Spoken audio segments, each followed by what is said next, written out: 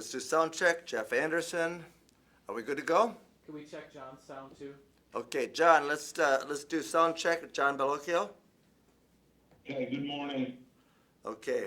Great. My name is Jeff Anderson, and I stand here this morning with and on behalf of a very courageous survivor, John Bellocchio, who this morning filed this federal case, this case in federal district court in New York City against the Vatican. That's right, John Bellocchio versus the Holy See. This morning, this 64-page complaint has now been filed against the Vatican. And while we have worked with survivors who have brought same or similar cases before, never before in time have we ever had a more compelling and important opportunity to put the spotlight on the origin of the problem globally. And the origin of the problem globally is at the Vatican. This Pope and every Pope that precedes him. It is their system and their choices that refuse to come clean and to protect those that need to be protected and to change the practices and protocols that are employed both by this Pope, Pope Francis, his predecessor, Pope Benedict, his predecessor, John Paul II, and those that preceded them. In this case, that is deeply sorrowful because the predator that is named in this case is Cardinal Theodore McCarrick.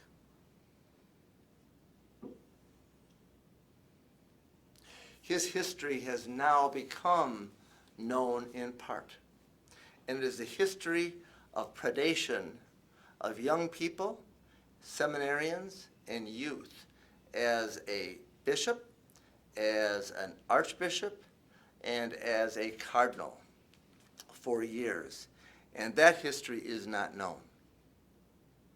What has been more recently revealed is that in 1988, while another survivor of abuse by him was meeting with John Paul II and Cardinal McCarrick at the Vatican, that survivor, James Grine, who has revealed this publicly, reported to John Paul II that he was being abused by Cardinal McCarrick. It was in 1995 that John Bellocchio, who is with us on audio today, was an altar boy at his parish, and there Cardinal McCarrick presiding, and then an Archbishop of Newark, and there abused him. And it was last week that John Bellocchio came forward under the New Jersey law and filed a suit against the Archdiocese of Newark and other top officials in America, including naming Cardinal McCarrick as the offender. It is today that he addresses, and we address and stand with my colleagues and other survivors, the real problem at its root and at its origin, and that is the choices made by the Vatican and the protocols they choose to employ that adhere to strict secrecy, and the choices they make every single day in protecting the reputation of both the Vatican and all the clerics that work under, and for the Pope, including McCarrick as the offender in this case. So I'd like to first introduce John Bellocchio. Is now 37 years old. He's with us by video. And John, at the age of 14, was an altar boy and came forward and filed and went public last week in Newark. At that time, he spoke and I'm going to play a brief videotape of that and why he came forward and what he wants to have happen, both in the suit that he brought last week in New Jersey under the Child Victims' Rights Act and under the Child Victims Act here in New York today that allows survivors to come forward. He also chose to use his name. And so Mike Finnegan, step forward and let's play a clip from John speaking last week. Before he appeared last week, he had severe anxiety and caused medical attention. We didn't want to do any further harm to him, so he's appearing with us today by audio. John Bellocchio, please introduce yourself by audio. I chose not to do this. Good morning, this is John Bellocchio. And John, we are going to play a brief clip from the press conference we did last week in Newark where you addressed why you took that action and why you're taking this action here today. The reason that I chose not to do this anonymously and the reason that I chose to do this using my own name is because when it comes to, frankly, the truth, there is nothing to hide. When we are shining light forward on what truly amounts to darkness, there is nothing wrong with owning the fact that you can guide that light, and that is exactly why I have chosen to do this without anonymity granted by the law, but instead to use my name to be able to move forward and to help the Catholic Church move forward, because it is time that they own, claim, and acknowledge their sins and clean the house from the top down. John Bellocchio, thank you for not just those words, but your courage in standing up today to do what needs to be done to clean house at the top down, as you said you wanted to do last week by filing this federal case today against the Vatican. One of the important things. I also stand with several of my colleagues whose spellings are here, and some courageous survivors and a courageous whistleblower. And I'd like each of them to address, as you come to the microphone, give us your name and what brings you to this point in time and why you chose to speak up and out. First, we have Michael Whelan, a survivor that came forward over a year ago in Buffalo, identified as offender, and at that time Bishop Malone was in place as the bishop in Buffalo, and Siobhan O'Connor, his executive secretary, watched Michael Whelan on the street below expose the bishop. We also have Siobhan O'Connor, who's now the premier whistleblower in America, having worked for Bishop Malone and having made the choice to share the truth and reveal it consistently since that time, stands with us here today. Also is Joseph Caramanno. Joseph Caramanno is a survivor of abuse by Monsignor Paddock here in New York, who has exposed Paddock. And the intersection of John Bellocchio with Joseph Caramanno also is very interesting because Joseph is the one that took the picture of Cardinal McCarrick at Dolan's installation with Paddock behind him right there. And also standing with me are my colleagues and lawyers, Nahid Sheikh, Michael Finnegan, and Trusha Goff. And so to each of you survivors and whistleblowers and colleagues, our gratitude to you today, John, also. And with that introduction, Michael, please step forward, introduce yourself, and tell us what it is that brings you with us today, standing with John, as this case has now been filed in federal court, naming the Vatican as a defendant in this case. Well, thank you for letting me speak here. My name's Michael Whelan, and I'm a clergy sex abuse survivor from Buffalo, New York. I stepped forward February 26th of 2018 to just tell my story about the abuse of from Father Norbert Orselis. The same day that I was telling my story to the public, Norbert Orschelitz was also telling the same story, almost word for word, and he admitted to abusing a couple of dozen boys.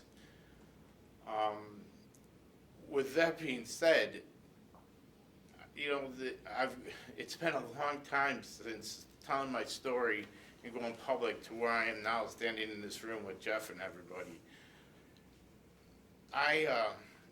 Change has to come from the top. I started something in Buffalo, and I never dreamed to where it is where Bishop Malone has stepped down. I really think that everything that's come down to this point, it starts from the top, like Jeff was saying. It starts from the Vatican, and it comes down. There's no accountability whatsoever. So I'm hoping with today that, you know, the public sees that there has to be some kind of accountability, starting from the top and coming down. So thank you for having me here and speak. Michael Whelan, thank you for allowing us to stand with you and work with you and John and the other survivors. You sure did start something in Buffalo, and as a result of that, other survivors have come forward. Hundreds of cases have now been brought, and Siobhan O'Connor, the former executive assistant to then Bishop Malone, also was watching you as you spoke and came forward. So Siobhan O'Connor, please step forward next to Michael here. Michael, stand up here with us. And Siobhan, please share with us the significance of this journey we now share and what brought you forth. Well, it's a privilege to stand here next to Michael and to those with us, and also to John. Certainly, Michael inspired me so tremendously when I observed him so bravely stepping forward and telling his story.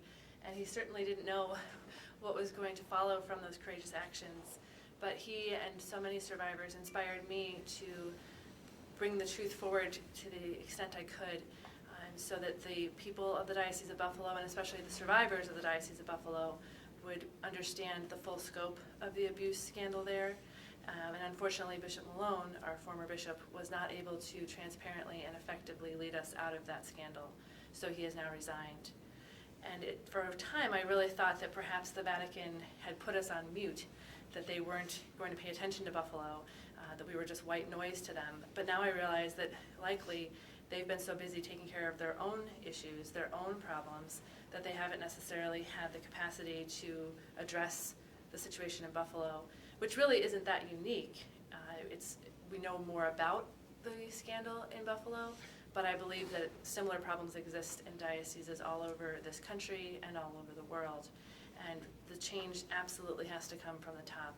If that toxic secrecy and that culture that enables this kind of behavior and crimes, and then also facilitates the cover-up, if that doesn't change at the top, how can we expect it to change anywhere farther down the line? And Siobhan O'Connor, you had been working as a devout Catholic and under then Bishop Malone as his executive assistant, and you watched Michael Whelan come forward, did you not? I did, yes. And at that time, Bishop Malone, who has now been forced into resignation, is only a symptom of the problem, not the problem, because the problem originates at the top. And those popes, present and past, that have appointed officials and required all those officials globally to adhere their protocols of secrecy and concealment. And as a result, you made a choice to speak the truth. And after seeing Michael Whelan and after seeing and watching Bishop Malone hide the truth and hide the offenders and the names of them, what did you do and what prompted you to do it?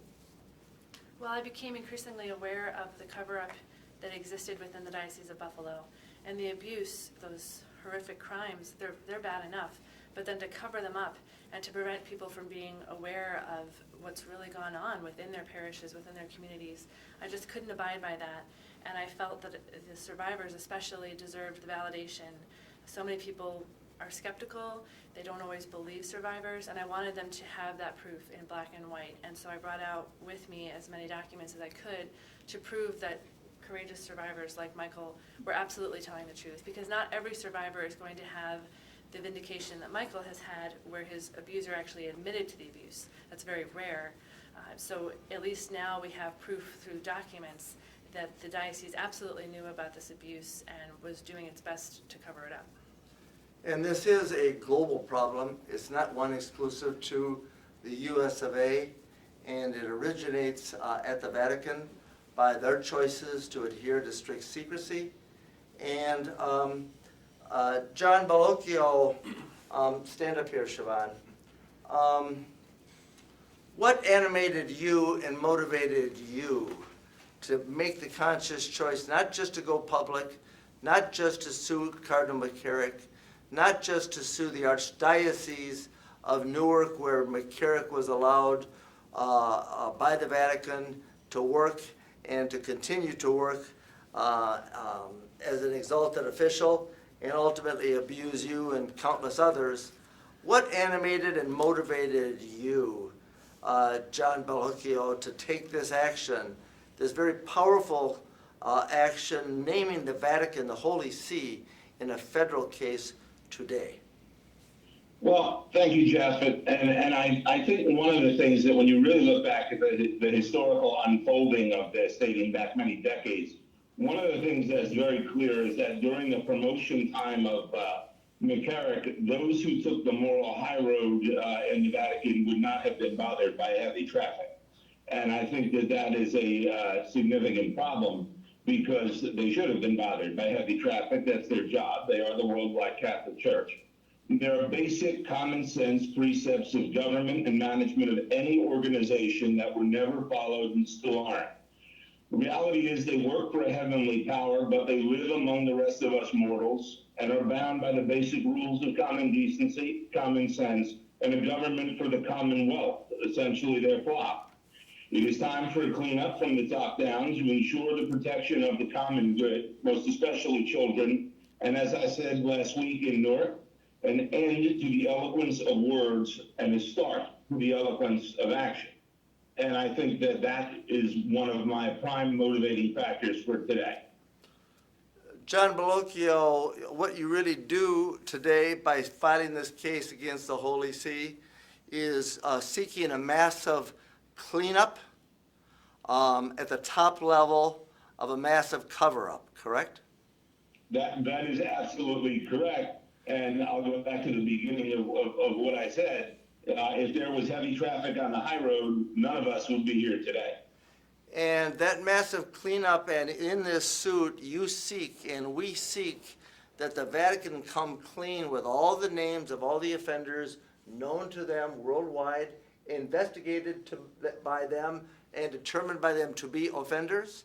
The files that they maintain that are secret, that reveal those histories, and the files that also reveal the complicity of the top officials, not just McCarrick, but all those that have offended and concealed and been complicit in a massive cover-up globally, worldwide, not just in America.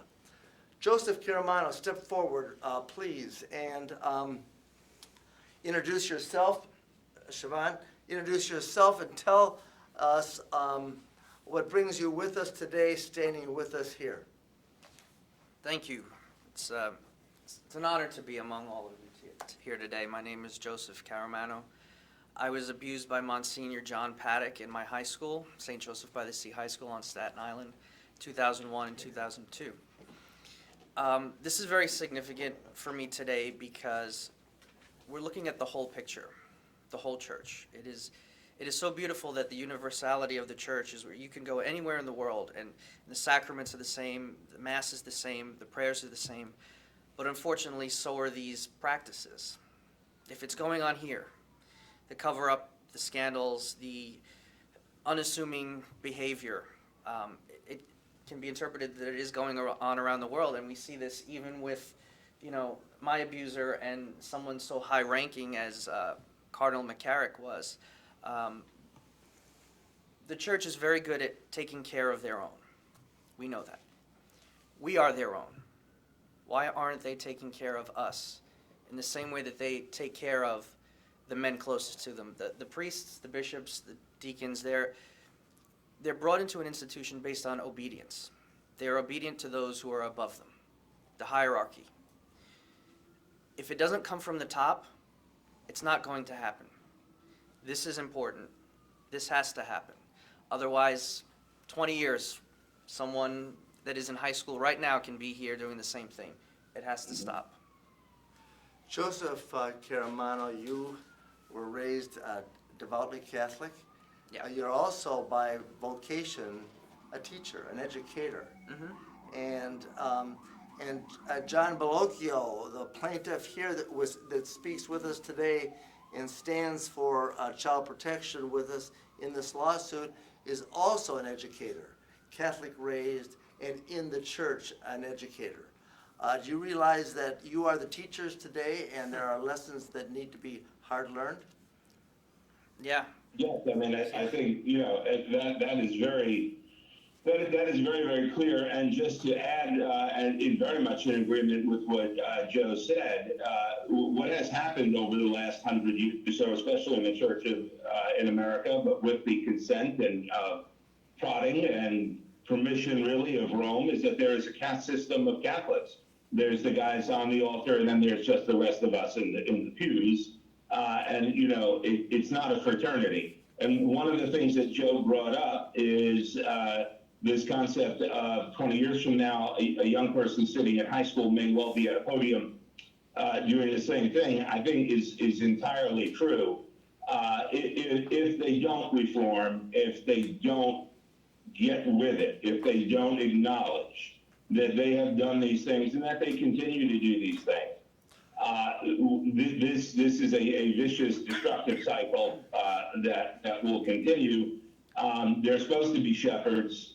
They're protecting each other and not the flock. They've left the flock to the sheep, to be slaughtered, and it's really, really unfortunate. And it is time for the Catholic Church to acknowledge that this is a culture that exists. And if we want to go on with any type of moral authority or moral integrity, we have to acknowledge it, clean it up, and move on. And I think what they don't realize is they would get over the credibility gap faster. And there is a massive credibility gap, but they'd get over it a lot faster if, in fact, they acknowledge the problem and began to clean it up from the top down. And, as Americans and as Catholics, we are taught that there is equal justice under law, but it doesn't seem to be so, to agree with Joe, inside the Catholic Church. And there must be equal justice under law for this not to happen again. And Pope Francis, heed this lesson of these educators, of these survivors, of these advocates, of these whistleblowers, and this plea made across this country and now across the globe. It's time. It's time for action. It's time for truth. It's time for a massive cleanup at the top. And this is now. Not words, not pledges, not promises broken. It is now. And this case demands action. And we're asking the court to order the Vatican to come completely clean with all the practices and all the protocols that adhere to secrecy. Joseph Caramanno, you identified the offender that abused you as Monsignor Paddock, a longtime priest working in the city of New York here and assigned by Cardinal Dolan to a parish. And when you came public and identified him, he was in a parish, correct? Yes. And that's a picture of Monsignor Paddock right there. Yeah. And you took this picture of Paddock with Cardinal McCarrick, did you not? Yes. And tell us what prompted you to take this picture. This was at the installation mass of then Archbishop Dolan in April of 2009, and I knew Monsignor Paddock from high school, a familiar face, and I knew Cardinal McCarrick just as this big guy, this rock star in the church. You saw him with Pope John Paul II, and you saw him with all others, and it was a familiar face. And I said, "Oh, look I know them. took their picture, and never thought that 10 years later, their stories would come together. One and the same. If it happens here with me, it happened with John, it happens all over the world. And both the Vatican and then under the power granted him Cardinal Dolan, he kept Paddock in ministry. And you agitated and advocated until Paddock ultimately got at least was allowed to resign temporarily. Is that right? Yeah, he stepped away from his duties. They say he stepped away, but that was after 7 other victims, other kids came forward who he had abused, right? Mm-hmm. So I think it's also notable, John Bellocchio, you were at that very ceremony where Joseph Caramanno took those photographs of McCarrick and his offender, Paddock, and you were there as a lector. Tell us about the intersection of your work in the church as a lector in 2009 that caused you to stand at the very location where Joseph Caramanno took this picture of the offender, your offender, McCarrick, and his offender, Paddock. Well, history is filled with great ironies, and certainly this is one of them.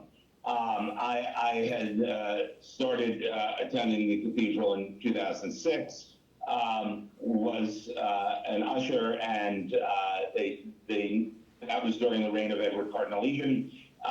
Then Cardinal Egan stepped aside. The Archbishop of Milwaukee was appointed, Timothy Dolan, and they needed somebody to do the mic checks and a quick welcome. And I happened to be sitting right there, and they grabbed me, and I did it. And then I would have followed right where that picture is taken is the baptismal font and the saltire of St. Patrick, and I probably would have followed behind those two guys within 30 or 40 seconds of Joe taking that picture. And then just about 3 years later, when Timothy Dolan came back from Rome with the red hat, I got to repeat the exact same spot and do the exact same thing and followed the procession out over to the luncheon at the New York Hilton on 56th. So I think that there is a great historical coincidence in that. I'd like to play another clip, Mike Finnegan, of you, John, when you appeared last week. Joseph, stay up here. Siobhan, come on forward and stand with us. We're going to play another clip of you, John, that expresses your sincere desire to see change at the top as a teacher and devout Catholic and a survivor, now plaintiff. That I want to have known is that the reality is very simple. The Catholic Church can do better, should do better, and must do better to protect the children in its care. And if the Catholic Church wants to have a future filled with young people, it is time for eloquence of action and an end to eloquence of words. And that is really, I think, the clearest point here today. Thank you, John, and for taking this action and sharing your story. Mike Finnegan, step forward. This is not the first time we have stood with survivors and complained and or brought actions against what I call the source of the problem, that is the Vatican. I've been standing with survivors for over 37 years, where they've been sharing their truth and having the courage to take legal action. That's 37 years. And brought actions against every Catholic diocese and religious order across the country and the US of A. And in 2001, after having done this for over 19 years, we realized that all roads led to Rome. And that is the source and the problem. So we initiated a suit. And Mike Finnegan, you had begun working for me at that time, and we then launched John Doe versus the Holy See for for the first time in 2001. And that case wound through the courts, and it took its 10 years. And first, we got the defense that they used of sovereign immunity, that is, that they're an independent state and can't be sued, and we broke through that shield that they used.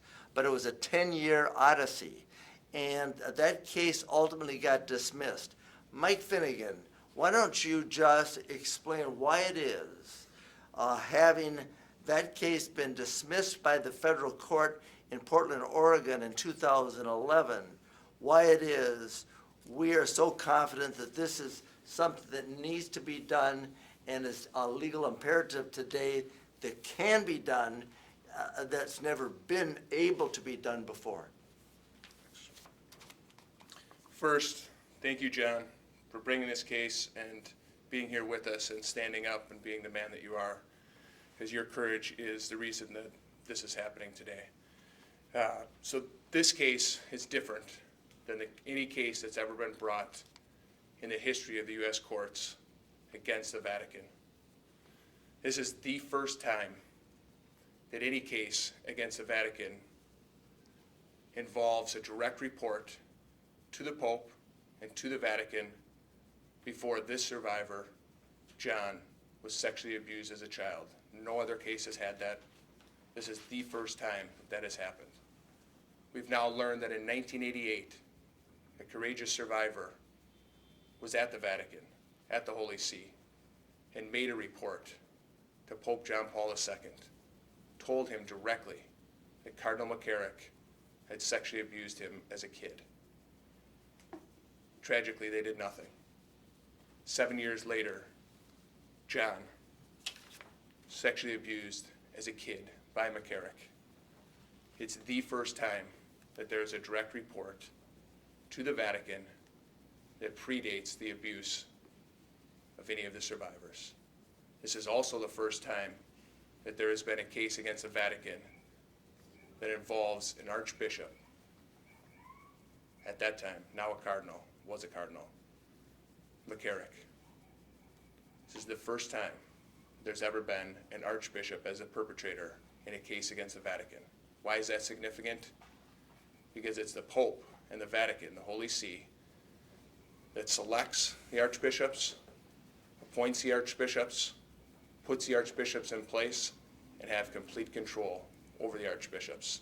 That's why this case is so much different, and why we are so confident that this will be the first time that the Holy See, the Vatican, and the Pope are held accountable for their cover-up and their crimes against children worldwide. And to the question, why are we so confident that this is so legally imperative and important today, given the fact that the case in 2011 that we brought ultimately got thrown out? Because this is the highest ranking official predator that has ever been determined to have abused children, a pope appointed by the popes. Second, it implicates Benedict, it implicates Francis, and of course John Paul II. All three of the popes are involved in adhering to silence and protecting McCarrick and other high-ranking offenders like him. Third, there is a direct report made directly to John Paul II in 1988 that predates the abuse of the survivor. Fourth, the whole idea that the Vatican can't be sued because they're a sovereign state has already been cracked, and there now is an opportunity for legal light to be spotlighted upon the Vatican practices and protocols. And finally, after 30 years of scrutinizing and working with survivors, we have learned and developed a body of evidence every single day in some way, armed with the courage of the survivors and through the courts, that every practice employed across America by the Roman Catholic Church is under the direction and the guidance and the mandates issued by the current and past popes. And it is the Vatican that is the source of the problem, the source of the crisis, and until the source is cleansed and cleaned and required to become truthful and transparent, the problem and the peril exists in real time. The abuse of Joseph Caramanno and the continuation of Paddock is a perfect example. He was just removed months ago. And every day, new revelations about offenders and top officials protecting offenders are revealed globally. And it is time for your truth, John, and all the survivors to now be acknowledged, and it's time for action. And to all the survivors, to Siobhan O'Connor, and all the whistleblowers and their families who stand in support of this action, we stand in gratitude. If there are any questions, we're prepared to take them. So you are going up against a sovereign state, and while you say you have a lot of evidence in this case, the abuse was reported in 1988. So couldn't the Vatican say, hey, too much time has elapsed here? This is decades ago. The question is you're suing a sovereign state, and can't the Vatican say, look, this happened in 1995, and the report was 1988. Didn't it happen too long ago? And the good news is lawmakers, both in New York and New Jersey, have now passed in New Jersey the Victims' Rights Act, and in New York the Child Victims Act that allows John Bellocchio, other survivors to come forward, to bring legal action, and to bring this very action without the Vatican or the wrongdoers or the predators claiming the clock had run out. And it now gives survivors and this survivor an opportunity on a one-year window in New York and a two-year window in New Jersey to bring such an action because public policy is now recognized survivors need time to come forward when they're ready.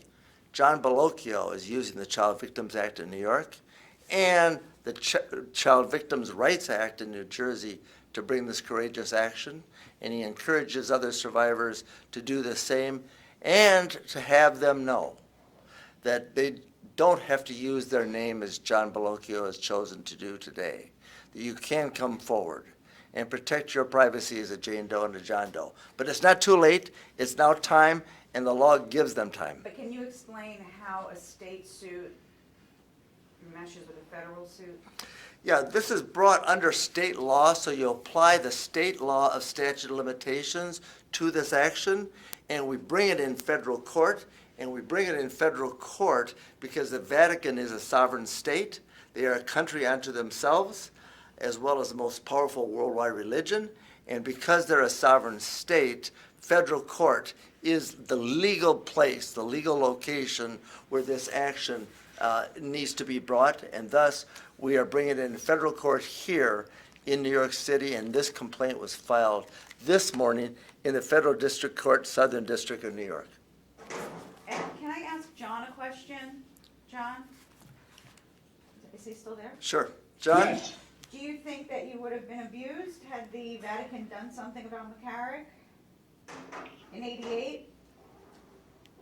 No, if McCarrick had been removed from active ministry, suspended, and or defrocked, that would have been impossible.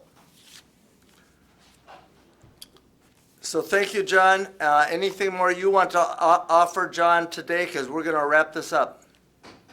Nope, I thank everybody for being there in support of this cause, and with great hope and frankly with great prayer that it brings about very, very much needed change. With deep gratitude to you and all the survivors, it's time, and we will move forward, and the next step is to require the testimony of Cardinal McCarrick. Thank you all.